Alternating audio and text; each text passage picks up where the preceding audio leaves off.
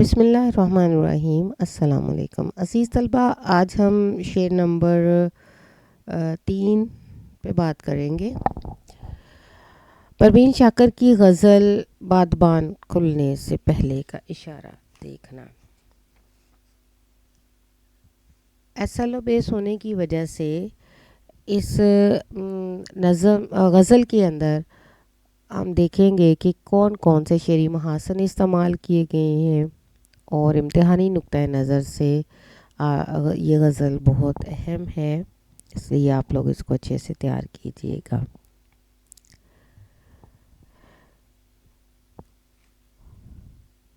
کس شباہت کے لیے آیا ہے دروازے پہ چاند، اے شب ہجراں ذرا اپنا ستارہ دیکھنا۔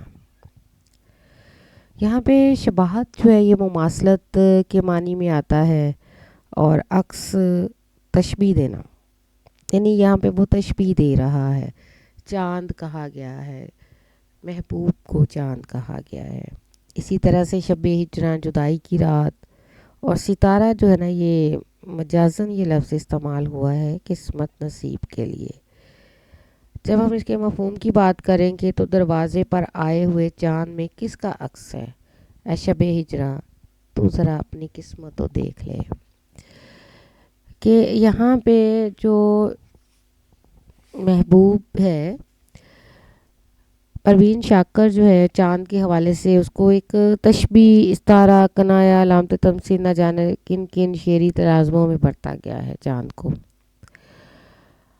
ہمارے تمام شعراء نے چاند کو محبوب کے تصور کے لیے تقریباً ایک ہی صورت اور مقصد کے لیے موضوع بنایا ہے۔ یوں کہہ لیجئے کہ جسے محبت ہوتی ہے وہ چاند بھی اپنے محبوب کو ضرور دیکھتا ہے۔ چاند ایک ایسی جگہ ہے جہاں شاعر اپنی یادوں، باتوں، دل بہلانے کے لیے سبھی سامان آراستہ کرتا ہے، اور من چاہی دنیا بنا کر اپنے جذبوں کی تسکین وہاں پہنچاتا ہے جذبوں کو۔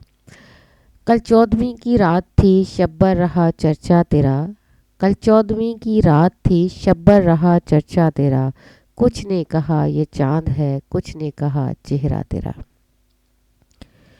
پروین شاکر نے بھی یہاں چاند کا استعارہ اپنے محبوب کے لیے استعمال کیا ہے، اور اپنی قسمت پر رشک کرتے ہوئے کہہ رہی ہیں کہ چاند میرے دروازے پر آیا ہے جس کو دیکھ کر مجھے اپنے محبوب کی یاد آنے لگی ہے، اور میں جو ہجر کی تکلیف میں تھی، اس چاند کو دیکھ کر ہجر کی رات گزارنا میرے لیے آسان ہو گیا، کیونکہ میرے دل کو اس طرح سے سکون ملا جیسے میرے محبوب سے ملاقات ہو گئی۔ پھول گل شمس و قمر سارے ہی تھے، پھول گل شمس و قمر سارے ہی تھے، پر ہمیں ان میں تمہیں بھائے بہت۔ جہاں تک محبوب کو چاند سے مماثلت دینے کا تعلق ہے تو یہ کوئی نئی بات نہیں۔ کلاسیکی شاعری سے لے کر دور جدید تک ساری شاعری، مصوری، موسیقی، ہر جگہ چاند کا تذکرہ بہت زیادہ ہے، اور خاص طور پر پروین شاکر کے ہاں چاند کا تصور جس قدر جدت، تازگی اور متنوع معنوں میں استعمال ہوا ہے، اس کی مثال ملنا مشکل ہے۔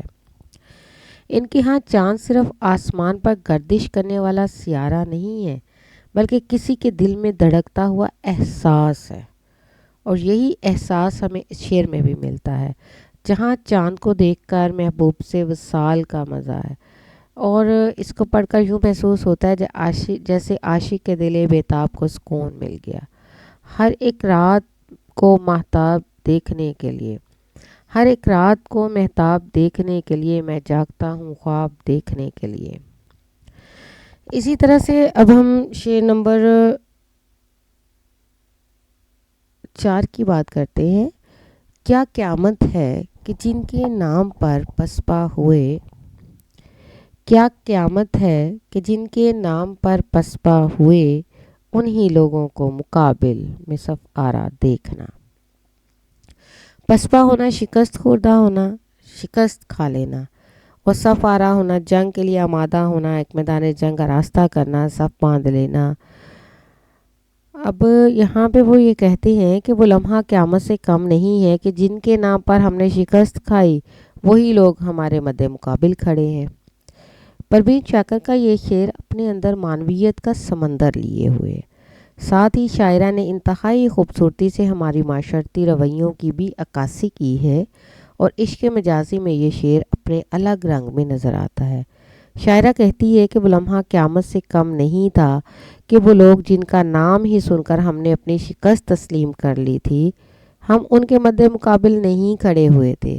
اب وہی لوگ میرے سامنے صفارہ ہیں اور وہ جنگ کے لیے آمادہ ہیں۔ دشمن نہ کرے دوست نے وہ کام کیا ہے، دشمن نہ کرے دوست نے وہ کام کیا ہے، عمر بھر کا غم ہمیں انعام دیا ہے۔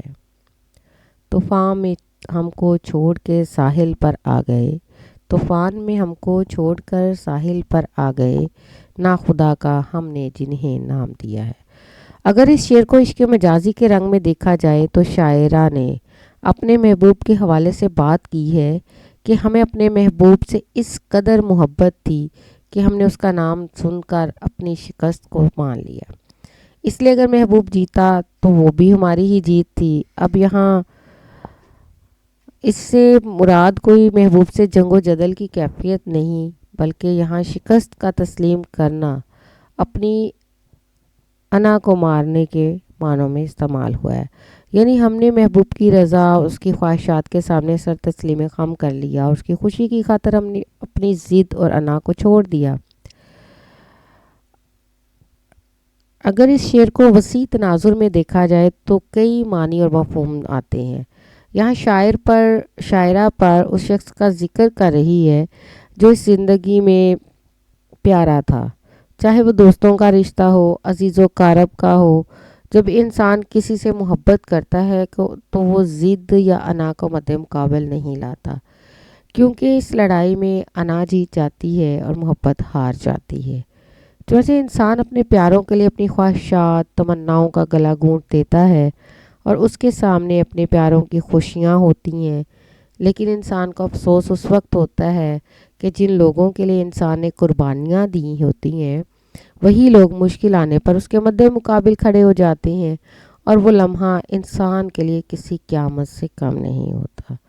حوالہ جات کے طور پر ایک شعر ہے: اپنے ہی گراتے ہیں نشیمن پر بجلیاں، اپنے ہی گراتے ہیں نشیمن پر بجلیاں، غیروں نے آ کے پھر بھی اسے تھام لیا، غیروں نے آ کے پھر بھی اسے تھام لیا ہے۔ شکریہ۔